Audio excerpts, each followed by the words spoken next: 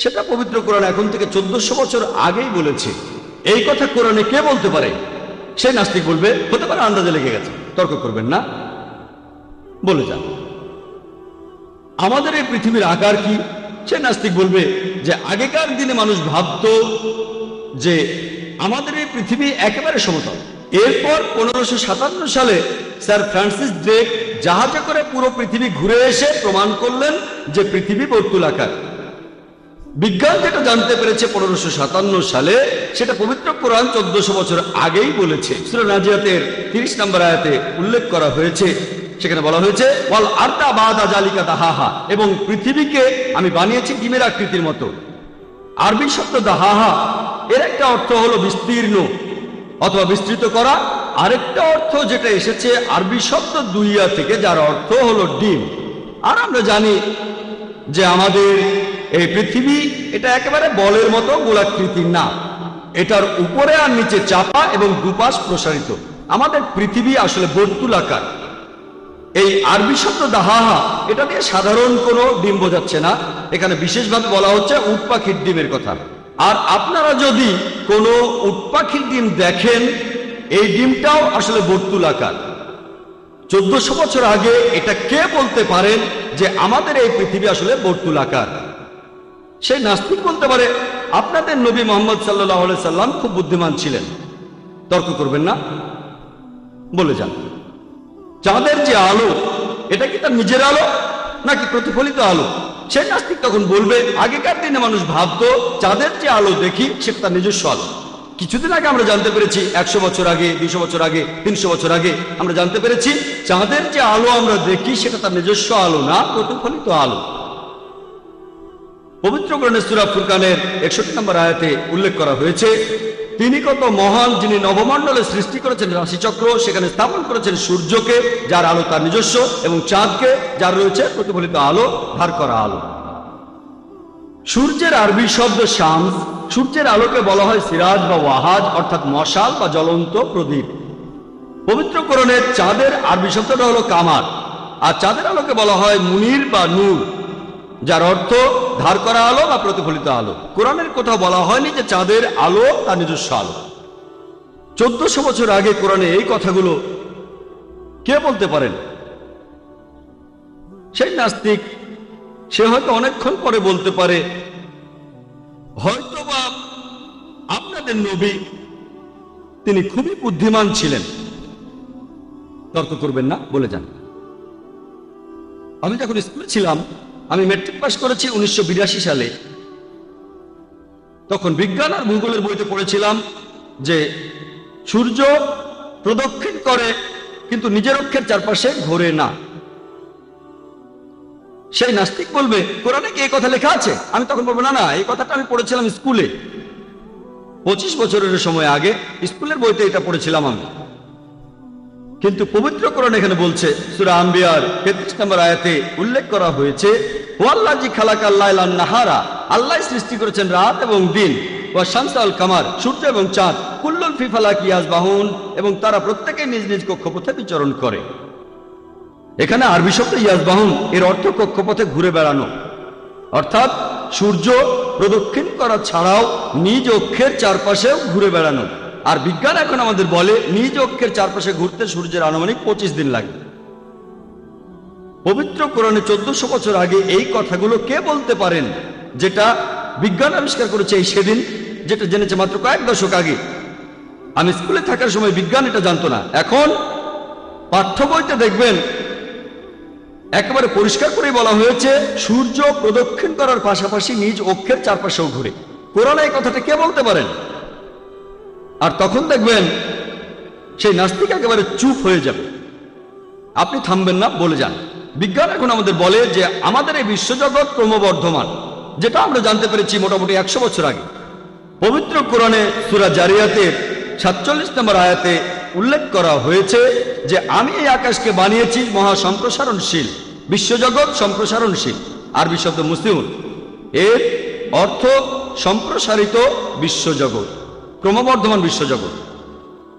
ইসলাম ধর্মের অনেক সমালোচক হয়তো বলবেন এটা কোনো বিশাল ব্যাপার না, যে ইসলাম জ্যোতির্বিদ্যা নিয়ে কথা বলছে, কারণ সে সময় আরবরা জ্যোতির্বিদ্যায় খুবই উন্নত ছিল। আমিও তাদের সঙ্গে একমত যে আরবরা জ্যোতির্বিদ্যায় খুবই উন্নত ছিল। তবে তাদের মনে করিয়ে দেই, পবিত্র কোরআন নাজিল হওয়ার কয়েকশো বছর পরে আরবরা জ্যোতির্বিদ্যায় উন্নত হয়েছিল। তাহলে কোরআন থেকেই আরবরা জ্যোতির্বিদ্যা সম্পর্কে জেনেছিল, এর উল্টোটা হয়নি।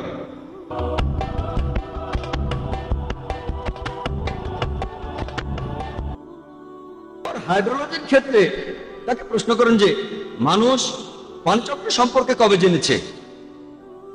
সে আপনাকে বলবে যে স্যার বার্নার্ড প্যালিসি 1580 সালে ইতিহাসে প্রথমবারের মতো পানিচক্রের বর্ণনা দেন। সমুদ্র হতে পানি বাষ্প হয়ে উড়ে যায়, তারপর সেটা মেঘ হয়, সেই মেঘ আকাশে ঘুরে বেড়ায়, তারপর বৃষ্টিপাত, এভাবেই পানিচক্র চলতে থাকে।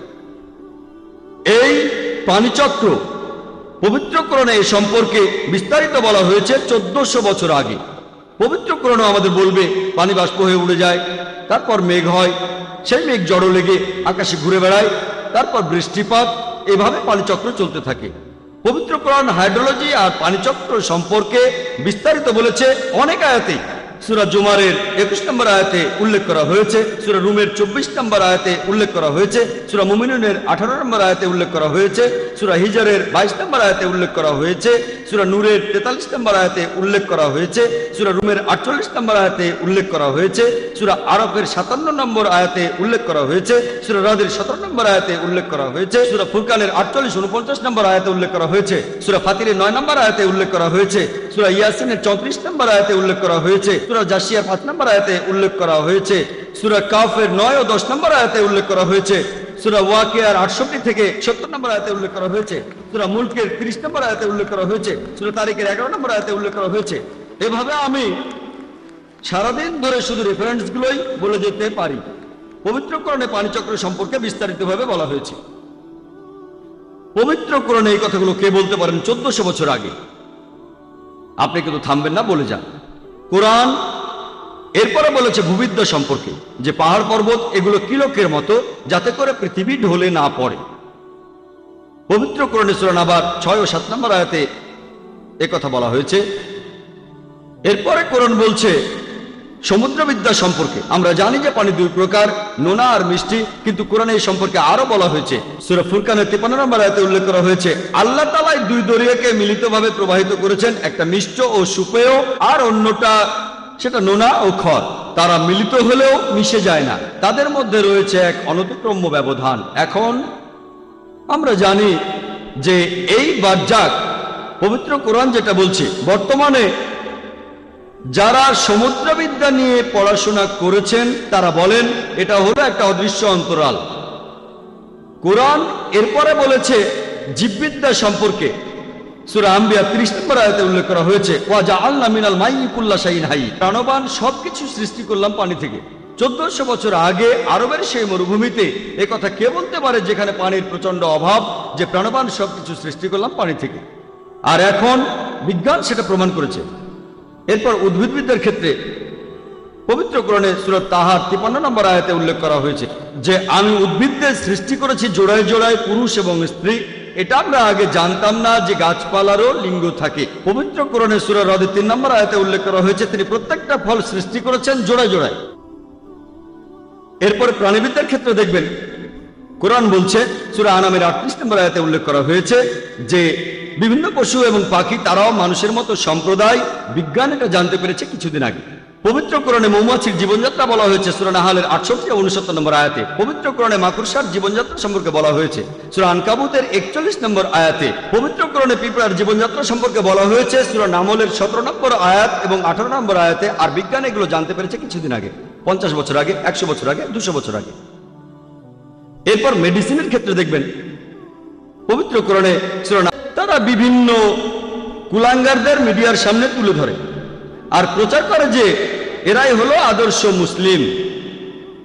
সব গোত্রেই কিছু কুলাঙ্গার থাকে। মিডিয়া যেটা করে মুসলিমদের মধ্য থেকে কিছু কুলাঙ্গার বেছে নেয়, যারা আসলে ইসলাম ধর্ম পালন করে না, যারা শুধু নামেই মুসলিম। এদের তুলে ধরে মিডিয়া প্রচার করে যে তারাই হচ্ছে আদর্শ মুসলিম। যদি জানতে চান একটা গাড়ি কতটা ভালো, আর সেখানে যদি ড্রাইভার হিসেবে যে আছে সে আসলে গাড়ি চালাতে জানে না, তারপর গাড়িটা যদি অ্যাক্সিডেন্ট করে, গাড়িটা যদি দুর্ঘটনায় পড়ে, আপনি কাকে দোষ দেবেন? গাড়িটাকে দোষ দেবেন না ড্রাইভারকে? কাকে দোষ দেবেন? গাড়িটাকে না ড্রাইভারকে? দোষ দেবেন ড্রাইভারকে। যদি জানতে চান গাড়িটা কতটা ভালো, তাহলে কিছু জিনিস জেনে নিতে হবে। গাড়িটা কি পরিমাণ তেল খায়, গাড়িটার স্পিড কেমন, গাড়িটার গিয়ার রেশিও কেমন, নিরাপত্তা ব্যবস্থাগুলো কেমন, এসব কিছু জেনে নেওয়ার পর তারপর বলতে পারবেন যে গাড়িটা কতটা ভালো। আর গাড়িটা যদি চালিয়ে পরীক্ষা করতে চান, তাহলে ড্রাইভার হিসেবে এমন কাউকে বসান যে খুব দক্ষ ড্রাইভার। আর ইসলাম ধর্মকে পরীক্ষা করতে চাইলে যে ইসলাম কতটা ভালো, আর যদি আপনারা আদর্শ মুসলিমকে পরীক্ষা করতে চান, এখানে শ্রেষ্ঠ দৃষ্টান্ত আমাদের নবীজি মুহাম্মদ সাল্লাল্লাহু আলাইহি সাল্লাম।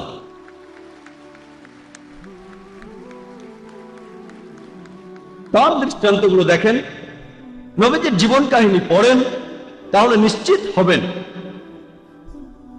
আপনারাও মেনে নেবেন যে এই ধর্ম আর নবীজি মুহাম্মদ সাল্লাল্লাহু আলাইহি সাল্লাম তিনি সবসময় মানুষের জন্য শান্তি প্রচার করেছেন।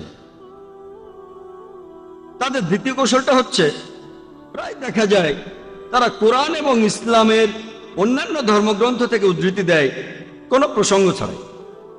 আর দেখবেন অনেক সমালোচক তাদের বইগুলো পড়লে বা ইন্টারনেটে গেলে দেখবেন ইসলামের বিরুদ্ধে অনেক সাইট আছে, তারা সেখানে কোরআনের বিভিন্ন রেফারেন্স দিয়ে উদ্ধৃতিগুলো করে থাকে। এই রকম যে উদ্ধৃতিটা সমালোচকরা সবচেয়ে বেশি ব্যবহার করে সেটা পবিত্র কোরআনের সূরা তাওবার 5 নম্বর আয়াত। এই উদ্ধৃতিটা দিয়েছেন অরুণ সুরি। তিনি ইন্ডিয়াতে ইসলামের একজন তীব্র সমালোচক, ওনার নাম অরুণ সুরি। তিনি একটা বই লিখেছেন দ্য ওয়ার্ল্ড অফ ফতোয়া, সেখানে রেফারেন্সও দিয়েছেন যে কোরআন বলছে, সূরা তাওবার 5 নম্বর আয়াতে উল্লেখ করা হয়েছে, মুসলিমদের নাকি বলা হয়েছে যেখানেই তোমরা কাফিরদের দেখবে, আর উনি ব্র্যাকেটে লিখে দিয়েছেন হিন্দু। ওনার কথা অনুযায়ী সূরা তাওবার 5 নম্বর আয়াত বলছে যেখানে তোমরা কাফিরদের দেখবে তাদের মেরে ফেলো। যদি আপনারা কোরআন পড়েন, যদি কোরআনটা খোলেন, তারপর অনুবাদটা পড়লে দেখবেন তিনি যা বলেছেন সেটা ঠিক। সূরা তাওবার 5 নম্বর আয়াতে কথা বলা হয়েছে যেখানে কাফিরদের দেখবে তাদের মেরে ফেলবে, কিন্তু এটা প্রসঙ্গ ছাড়া উদ্ধৃতি। প্রসঙ্গ জানতে আপনাকে সূরা তাওবার 1 নম্বর আয়াত থেকে পড়ে আসতে হবে। প্রসঙ্গটা পড়লে আপনি পটভূমি জানতে পারবেন যে আয়াতটা কেন নাজিল হয়েছিল। এভাবে জানতে পারবেন যে সে সময় একটা শান্তি চুক্তি হয়েছিল মুসলিমদের সাথে মক্কা শহরের মুশরিকদের। এর কিছুদিন পরে মক্কার মুশরিকরা এই শান্তি চুক্তির শর্তগুলো ভঙ্গ করল। যখন মক্কার মুশরিকরা এই শান্তি চুক্তির শর্তগুলো ভঙ্গ করল, আল্লাহ সুবহানাহু ওয়া তাআলা তখন পবিত্র কোরআনে সূরা তাওবার 2 নম্বর আয়াতের মাধ্যমে জানালেন যে তিনি সেখানে 4 মাসের সময় দিলেন, নিষ্পত্তি না হলে তখন যুদ্ধের ঘোষণা দেওয়া হবে। আর সূরা তাওবার 5 নম্বর আয়াতে বলা হয়েছে যে সেই নিষিদ্ধ 4 মাসের পরে মুসলিমদের বলা হচ্ছে তোমরা যুদ্ধ করো, হত্যা করো পত্তলিকদের, অর্থাৎ তোমাদের শত্রুদের, যেখানে তাদের পাবে তাদের বিরুদ্ধে যুদ্ধের সর্বাত্মক প্রস্তুতি নিয়ে তৈরি থাকো। তাহলে প্রসঙ্গ পড়লে জানতে পারি এই আয়াতটা নাজিল হয়েছিল যুদ্ধের সময়ে। যে যুদ্ধের ময়দানে শান্তি চুক্তির শর্ত ভেঙে শত্রুরা যখন যুদ্ধ করতে আসে তখন ভয় পেও না, যুদ্ধ করো, আর তাদের দেখলে হত্যা করো। দেখবেন যে কোনো আর্মি জেনারেল যুদ্ধের ময়দানে সৈন্যদের মনোবল বাড়ানোর জন্য সবাইকে যুদ্ধ করতেই বলবেন। ধরেন আমেরিকা আর ভিয়েতনামের মধ্যে যখন যুদ্ধ চলছিল, তখন আমেরিকার কোনো আর্মি জেনারেল যদি তিনি বলেন যেখানেই তোমরা ভিয়েতনামীদের দেখবে তাদের মেরে ফেলো, এটা বলেছেন সেই সময়ের জন্য। কিন্তু আমি যদি প্রসঙ্গ ছাড়াই উদ্ধৃতিটা দিয়ে বলি যে আজকে আমেরিকার এক আর্মি জেনারেল বলছে যেখানেই তোমরা ভিয়েতনামীদের দেখবে তাদের মেরে ফেলো, আমার কথাটা শোনাবে কষায়ের মতো। মনোবল বাড়ানোর জন্য বলা হয়েছে। আল্লাহ তাআলা নিশ্চয়ই বলবেন না ঠিক আছে পালিয়ে যাও। মনোবল বাড়ানোর জন্য তিনি মুসলিমদের বলেছেন যুদ্ধ করো। এটা হলো মিথ্যার বিরুদ্ধে সত্যের যুদ্ধ। এরকম কথা আপনারা বাইবেলও দেখবেন, বাইবেলের গসপেল অফ ম্যাথিউতে দেখবেন, হিন্দু ধর্মগ্রন্থগুলো তো দেখবেন, ভগবদ গীতা, পুরো ভগবদ গীতা যুদ্ধ নিয়েই কথা বলেছে। যে প্রভু কৃষ্ণ তিনি সেখানে অর্জুনকে উপদেশ দিচ্ছেন, যুদ্ধক্ষেত্রে উপদেশ দিচ্ছেন। এটা ভগবদ গীতার 1 নম্বর অধ্যায়ে আছে 46 থেকে 48 অনুচ্ছেদে, যে যুদ্ধক্ষেত্রে অর্জুন তার অস্ত্র রেখে দিয়ে বলল আমি এখানে নিরস্ত্র অবস্থায় মারা যাব, কিন্তু আত্মীয়দের সাথে যুদ্ধ করব না। শ্রীকৃষ্ণ তখন বললেন, পরের অধ্যায়ের ভগবদ গীতা 2 নম্বর অধ্যায়ে 2 ও 3 অনুচ্ছেদে আছে যে হে অর্জুন, তুমি এতটা কাপুরুষ হলে কিভাবে? যুদ্ধক্ষেত্রে লড়াই করা এটা একজন ক্ষত্রিয় বা যোদ্ধার দায়িত্ব। এখানে যুদ্ধ করলে তাহলেই তুমি মৃত্যুর পরে স্বর্গে যেতে পারবে। এরকম আরো কথা আমার ভিডিও ক্যাসেটে দেখবেন, টেররিজম এন্ড জিহাদ, সেখানে আমি বিস্তারিত বলেছি। কিন্তু কোরআন এমন কথা বললে অমুসলিমদের তখন সমস্যা হয়। যদি আমি এখানে বলি ভগবদ গীতা বলছে আত্মীয়দের মেরে ফেলো, এটা শয়তানি হয়ে যাবে। তবে ভগবদ গীতা এটা বলেছে। যদি বলি যে ভগবদ গীতা বলছে আত্মীয়দের মেরে ফেলো, এটা শয়তানি হয়ে যাবে। প্রসঙ্গ পড়লে দেখবেন বলা হচ্ছে যদি অসত্যের বিরুদ্ধে যুদ্ধ করতে হয়, যদি অন্যায়ের বিরুদ্ধে যুদ্ধ করতে চাও, সত্যের পক্ষে দাঁড়াও, এমনকি তোমার আত্মীয়দের বিরুদ্ধে হলেও যুদ্ধ করো। আর ভগবদ গীতার এই কথার সাথে আমরা সবাই একমত। কোরআনও একই কথা বলছে। সেজন্য অমুসলিমরা যাতে ইসলাম ধর্মকে বুঝতে পারে, আমার মত অনুযায়ী এর চাবিকাঠিটা হলো যেটা পবিত্র কোরআনে দিয়েছেন আল্লাহ সুবহানাহু ওয়া তাআলা। সূরা ইমরানের 64 নম্বর আয়াতে উল্লেখ করা হয়েছে তাআলা ইলা কালিমাতিন সাওয়াইম বাইনানা ওয়া বাইনাকুম, এসো সেই কথা যাহা আমাদের এবং তোমাদের মধ্যে এক। ইসলাম, যে ইসলাম হচ্ছে একটা অবৈজ্ঞানিক ধর্ম। আমাদের হাতে সময় কম, তাই আপনাদের সামনে মাত্র একটা উদাহরণ দিচ্ছি। এখন ইন্ডিয়ায় খুব কথা শোনা যাচ্ছে বাংলাদেশের বিখ্যাত একজন লেখিকা তাসলিমা নাসরিনকে নিয়ে। তিনি বলেছেন যে কোরআনে নাকি বলা হয়েছে যে সূর্য পৃথিবীর চারপাশে প্রদক্ষিণ করে, আর এরকম কাল্পনিক বইয়ে বিশ্বাস করলে মুসলিমরা কিভাবে সামনের দিকে এগোবে।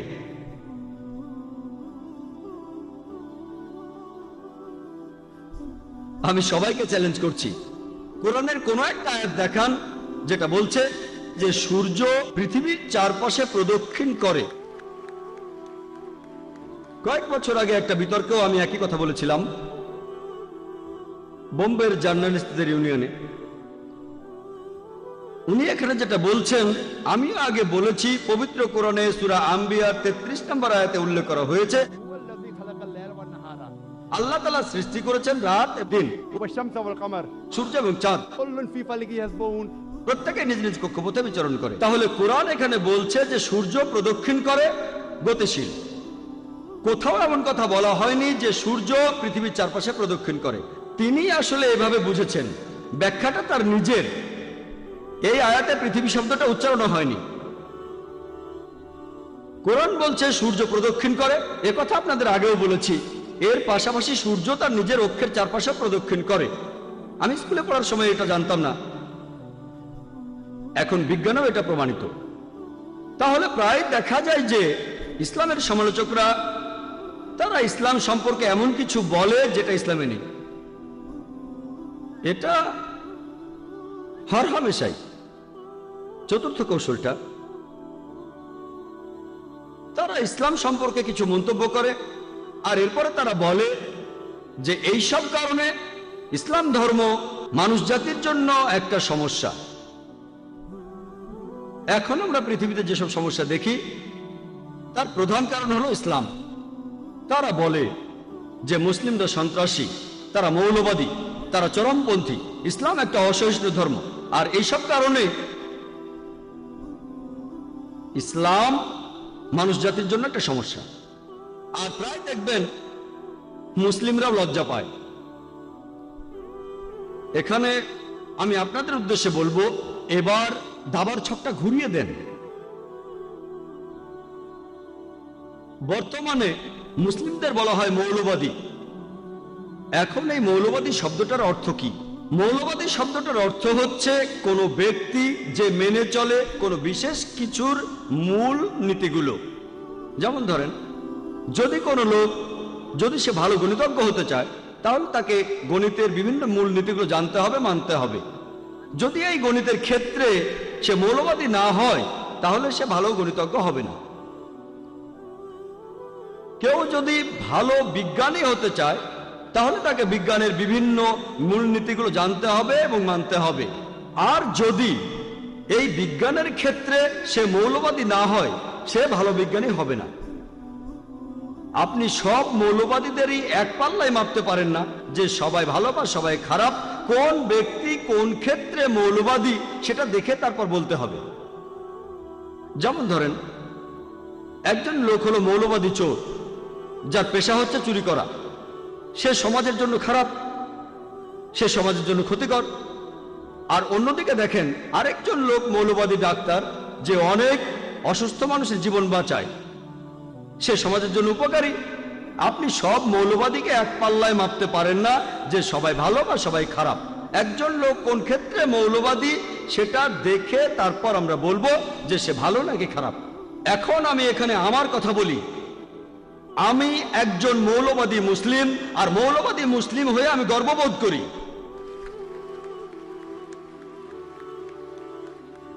কারণ আমি ইসলামের সব মূলনীতিগুলো জেনে মেনে চলার চেষ্টা করি। আর আমি জানি ইসলাম ধর্মে এমন একটা নীতিও নেই, ইসলামে এমন একটা কথাও নেই যেটা সামগ্রিকভাবে মানবতার বিরুদ্ধে কথা বলে।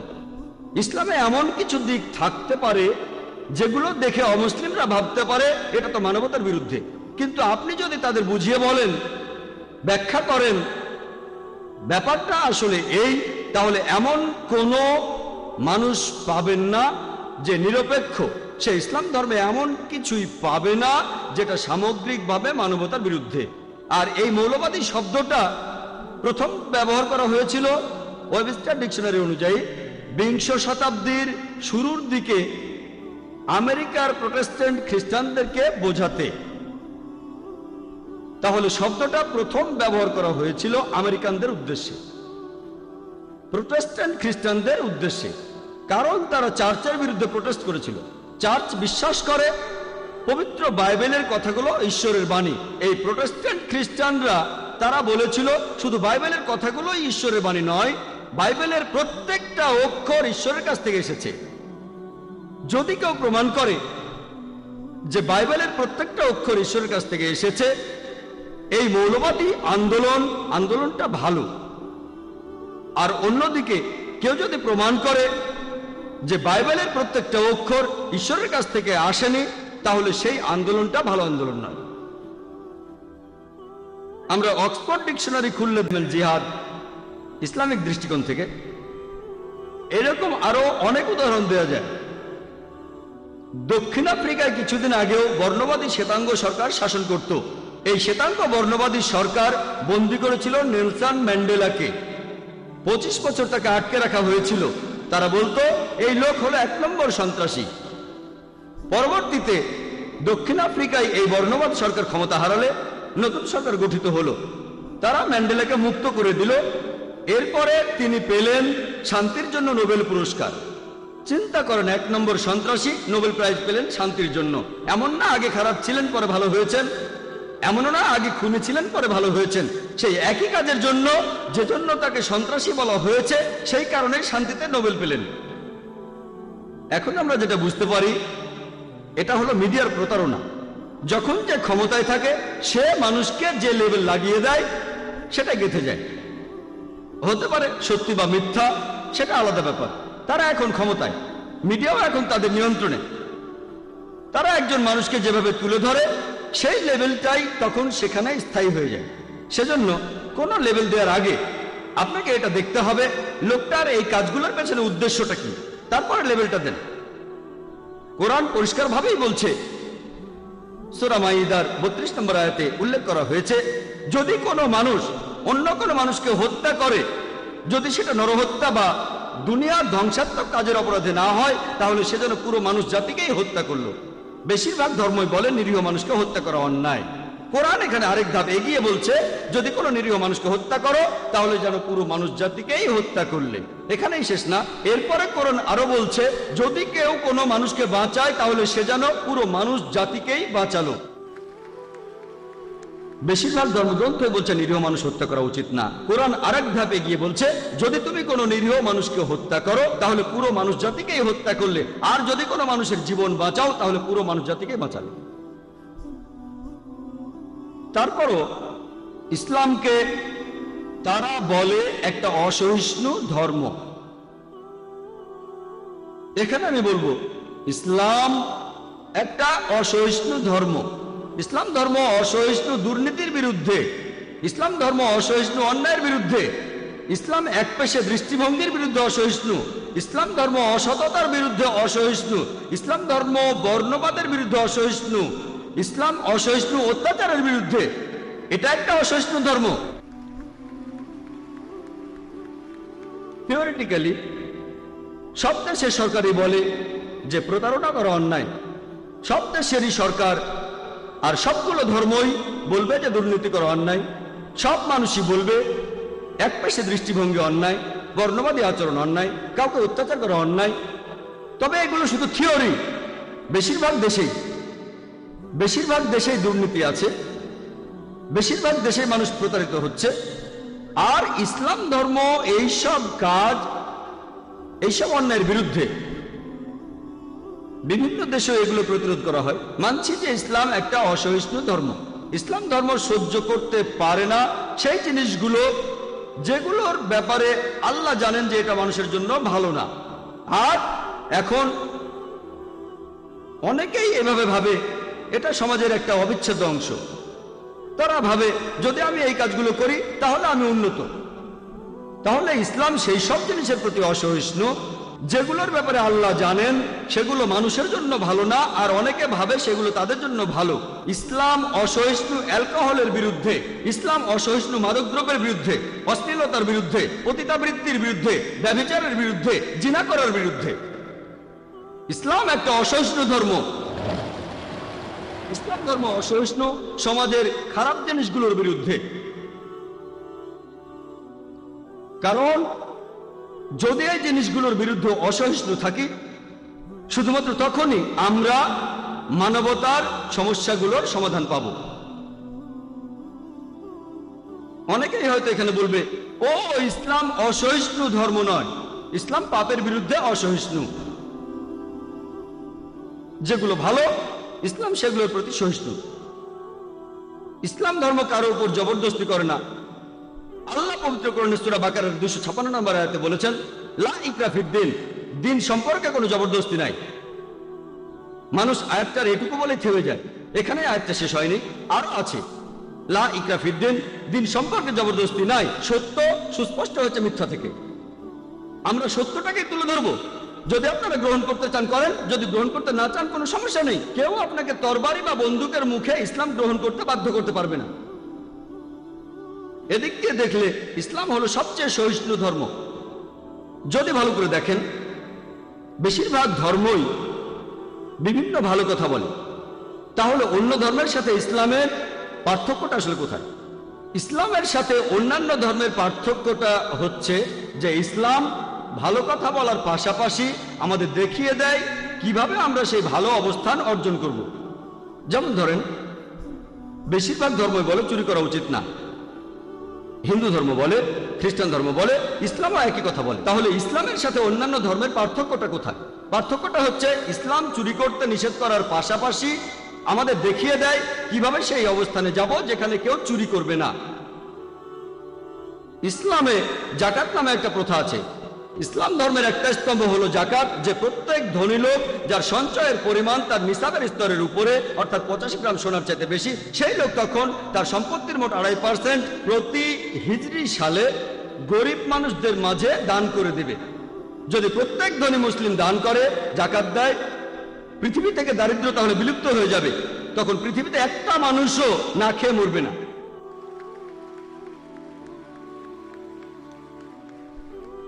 যদিও এভাবে একটা মানুষও না খেয়ে মরবে না, তারপরও কিছু মানুষ থাকবে যারা তখনও চুরি করবে সহজে বড়লোক হওয়ার জন্য, তাদের অন্যায় আশা পূরণের জন্য।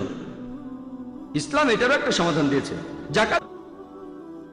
এই কয়েক বছর আগে ইন্ডিয়ার স্বরাষ্ট্রমন্ত্রী এল.কে. আদবানি তিনি পার্লামেন্টে বলেছিলেন, প্রস্তাব করেছিলেন যে ইন্ডিয়াতেও একজন ধর্ষকের শাস্তি হওয়া উচিত, মৃত্যুদণ্ড। আর আমি সেজন্য তাকে অভিনন্দন জানাই। আমি হয়তো তার অনেক কথাই মানি না, তবে এই বক্তব্যটার কথা বললে আমি তার সঙ্গে একমত যে ধর্ষকের শাস্তি মৃত্যুদণ্ড। হয়তো এর পরের স্বরাষ্ট্রমন্ত্রী বলবেন যে ইন্ডিয়াতে প্রত্যেক মহিলা তারা সবাই হিজাব পরবে ইনশাআল্লাহ।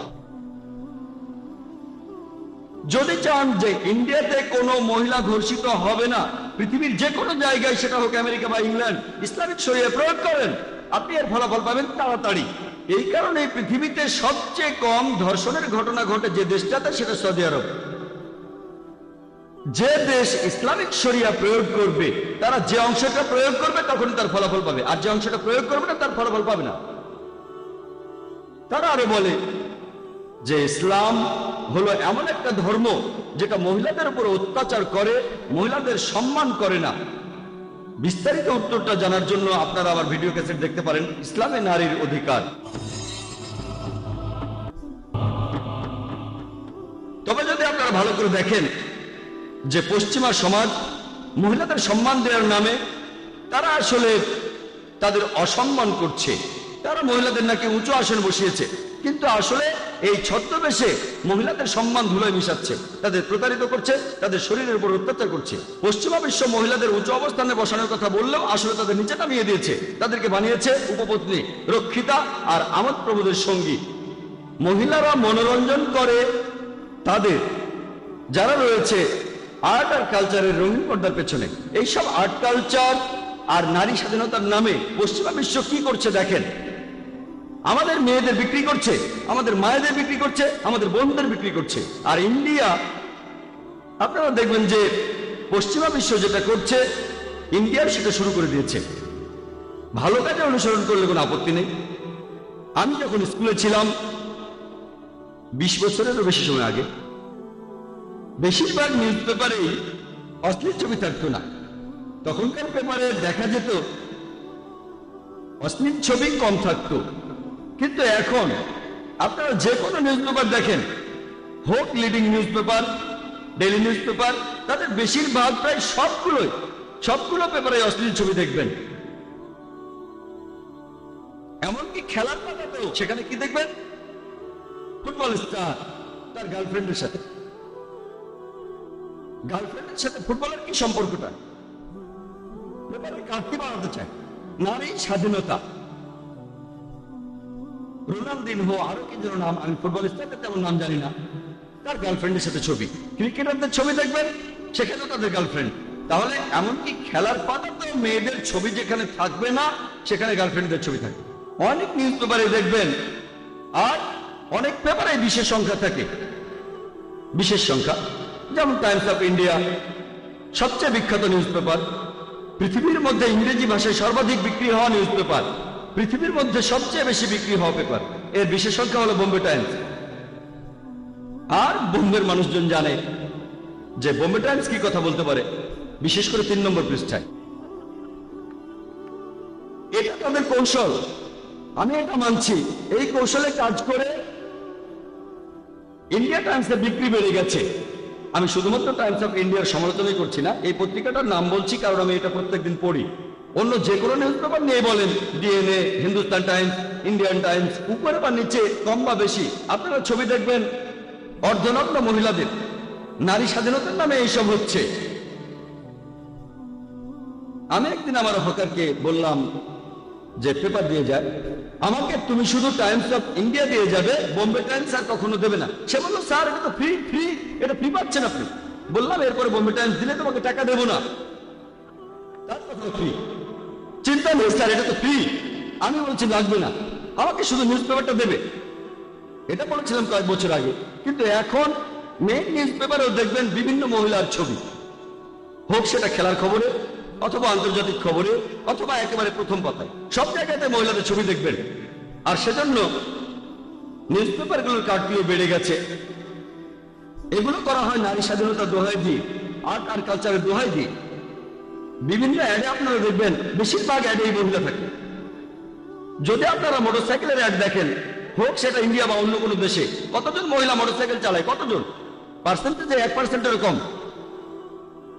ইন্ডিয়াতে 1%-এরও কম, আর অন্যান্য দেশেও। কিন্তু দেখবেন মোটরসাইকেলের অ্যাডে অবশ্যই মহিলা থাকবে। কি জন্য? একবার আমি শুনেছিলাম যে খুব বিখ্যাত বিএমডাব্লিউ এর অ্যাড। বিএমডাব্লিউ এর অ্যাড খুব বিখ্যাত। বিএমডাব্লিউ গাড়ি, এটা মার্সিডিজ বেঞ্জের মতো এই দামি গাড়ি। কম বয়সীদের জন্য বিএমডাব্লিউ খুব প্রিয়। এর পিকআপ ভালো, অনেক দ্রুত চলে।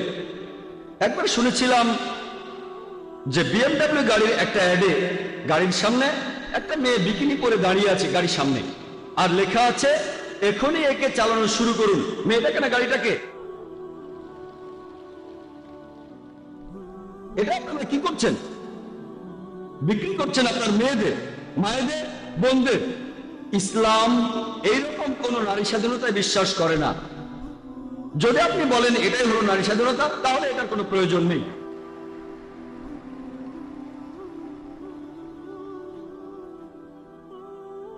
আমাদের বোনদের ভালোবাসি, মায়েদের ভালোবাসি, স্ত্রীদেরকে ভালোবাসি, ভালোবাসি, শ্রদ্ধা করি, তাদেরকে রক্ষা করতে চাই। আমরা তাদের সমান অধিকার দেই। ইসলাম ধর্মে নারীর অধিকার সম্পর্কে বিস্তারিত জানতে চাইলে আমার ভিডিও ক্যাসেট দেখতে পারেন, ইসলাম ধর্মে নারীর অধিকার। আমার লেকচার শেষ করার আগে আরেকটা ভুল ধারণা নিয়ে ব্যাখ্যা করব যে ইসলাম নাকি তরবারি দিয়ে ছড়ানো হয়েছে। অনুবাদ করলে হবে শান্তি ছড়ানো হয়েছে তরবারি দিয়ে, ছড়িয়েছে তরবারির মাধ্যমে। আপনারা হয়তো দেখেছেন আমাদের এখানে প্যানেলের এক্সিবিশনে কমন ভুল ধারণাগুলো নিয়ে বলেছি। কমন কিছু ভুল ধারণা, যেমন পৃথিবী নাকি সমতল, বর্গক্ষেত্র আর ত্রিভুজ সমান, 2+2=5, ইসলামিক সন্ত্রাস, এগুলো একই। আমাদের পৃথিবী সমতল নয়, কমন একটা ভুল ধারণা। 2 আর 2 যোগ করলে 5 হয় না। একইভাবে ইসলাম আর সন্ত্রাস দুটো একে অন্যের বিপরীত।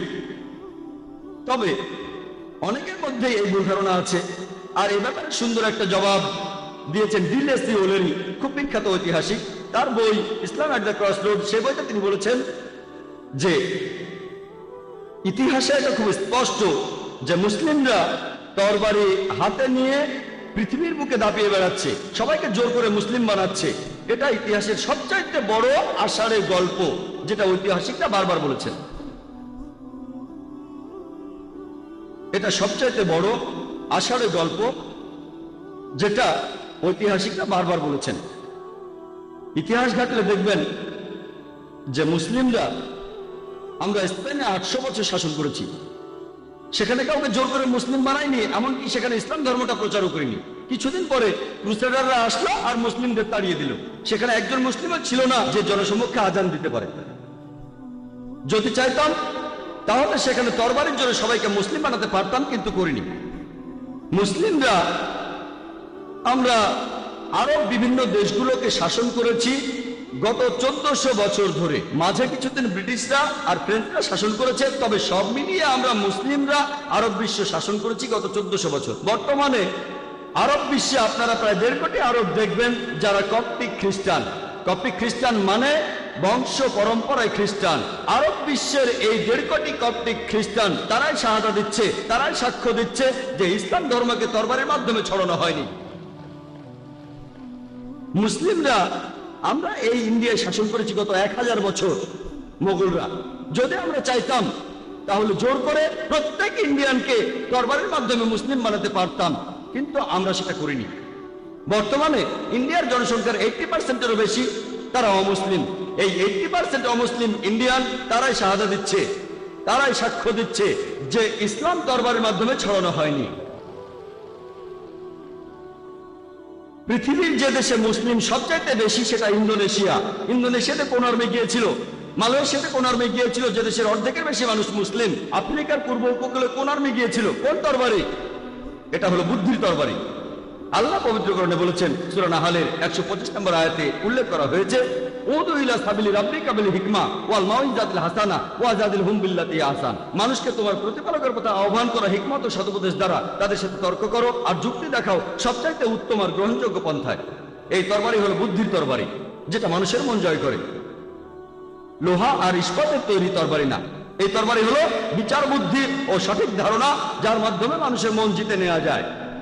প্লেন ট্রুথ ম্যাগাজিনে ছাপা হওয়া একটি আর্টিকেল অনুযায়ী, যেটা পরে 1986 সালের রিডার্স ডাইজেস্ট এয়ারবুকে আবার ছাপা হয়েছিল, সেখানে পৃথিবীর বিভিন্ন প্রধান ধর্মের অনুসারীদের সংখ্যা বাড়ার ব্যাপারে বলা হয়েছে 50 বছর সময়ের মধ্যে, 1934 থেকে 84 সালের মধ্যে সেখানে 1 নম্বর ধর্ম সবচেয়ে বেশি বেড়েছে, সেটা ইসলাম 235%, খ্রিস্টান ধর্ম মাত্র 47%।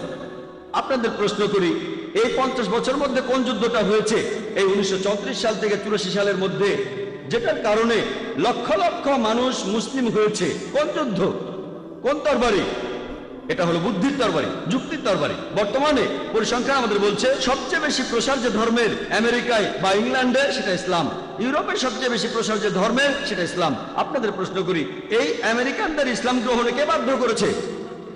ইউরোপিয়ানদেরকে ইসলাম গ্রহণে বাধ্য করেছে। আর মিডিয়া প্রায় বলে যে ইসলাম মহিলাদের উপর অত্যাচার করে। আপনারা কি জানেন, পৃথিবীতে যেসব মানুষ ইসলাম গ্রহণ করেছে তাদের প্রায় 2/3, 65%-এরও বেশি তারা মহিলা। আমেরিকায় যারা মুসলিম হচ্ছে তাদের 65%-এরও বেশি হচ্ছে মহিলা। ইউরোপে যারা মুসলিম হচ্ছে তাদের 65%-এর বেশি হচ্ছে মহিলা। আমি আপনাদের একটা প্রশ্ন করি, যদি ইসলাম মহিলাদের উপর অত্যাচার করে, তাহলে এই আমেরিকান মহিলারা কেন ইসলাম গ্রহণ করছে?